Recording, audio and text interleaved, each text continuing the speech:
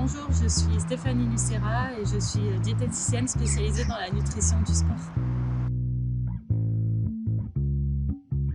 Alors pour répondre à cette question, il faut s'intéresser aux besoins du cerveau. Les glucides en fait sont le carburant essentiel du cerveau. Bien sûr que la nutrition a vraiment un impact sur la concentration. Le cerveau consomme à lui-même la moitié des glucides ingérés.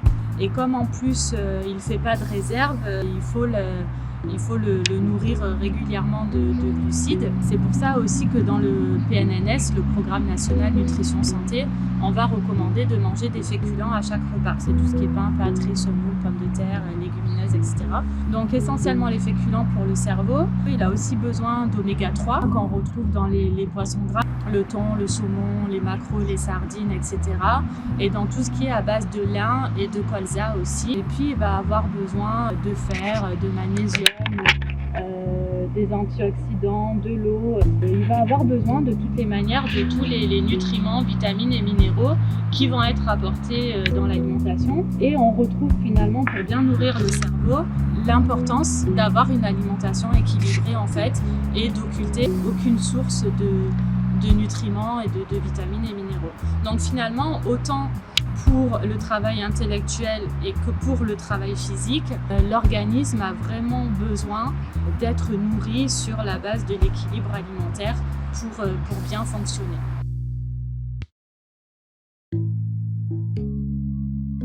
Donc effectivement, c'est une question qu'on me pose assez souvent du fait que l'étudiant a souvent un petit budget à consacrer à son alimentation, qui ne prend pas aussi forcément le temps de cuisiner, qui ne sait pas non plus vraiment faire.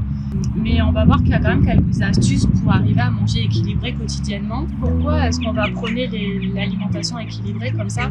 Tout simplement parce que ça permet d'apporter tous les macronutriments sous forme de protéines, glucides, lipides, les vitamines, les minéraux qui sont nécessaires au bon fonctionnement de l'organisme. Les féculents, dans l'alimentation de l'étudiant, ça pose pas vraiment de problème parce que c'est assez apprécié, hein. Les pâtes, le riz, etc. C'est quelque chose qui vont se faire facilement. Puis c'est pas cher, donc il n'y a pas de souci pour ce groupe alimentaire. C'est un peu plus difficile pour intégrer les protéines à chaque repas parce que bien souvent la viande et le poisson c'est trop cher. Mais on peut quand même penser aux œufs. Ça va être les protéines de référence en fait et qui sont peu chères.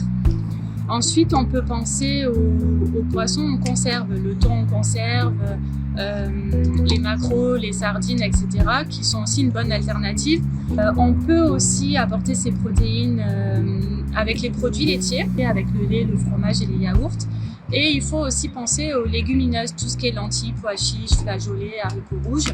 Ensuite, les fruits et les légumes. Bon, déjà au niveau des achats, pour que ça revienne moins cher, il faut privilégier les fruits et légumes de saison qui vont être moins chers et qui vont avoir une meilleure valeur nutritive.